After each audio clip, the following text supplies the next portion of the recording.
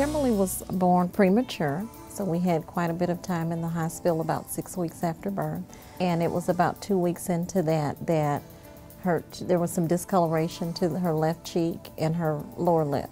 And that later started to grow, and we found that it was hemangioma. Kimberly was born with a congenital hemangioma, which is a blood vessel tumor. It involved the skin of her face, and it also involved deep structures as well. Coming to Dr. Eisemann and him explaining that it would be a process, but there would be a time that we really wouldn't be able to look at her and know the starting point with regards to the growth. You know, we basically like to tell them in advance what we're planning on doing, and in her case, it's a staged procedure, and it was planned just that way. If you're trying to do too much at one time, you know, it can even be dangerous as far as the bleeding is concerned.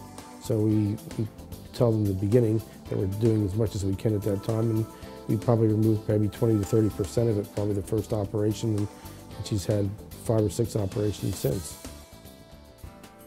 I was excited because after all of this, I actually look like this. At first it was a lot, like all around my face, but it was, now that I look back at it, I'm actually really excited and happy. There have been times that she came in after surgery that from the point of entry, we would hear, "Kimberly's here, Kimberly's here, Kimberly's here."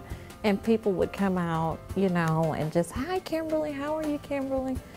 And that means so much, and especially for an 8 or 9-year-old who's bandaged from surgery, you know, it just goes without saying that his office staff is so supportive and so caring. It makes me feel nice that he cares, or that he has, like, that he is nice enough to ask me how am I doing, or how is life going for me now. Well, it's changed her life, you know. I can't imagine her going on life the way she was before without having had surgery. I don't think she can either. I would say that people don't stare at me or talk about me or anything like that. They treat me nicely, and now I just feel really excited or happy to see that I can do all these things confidently because of Dr. Eisemann.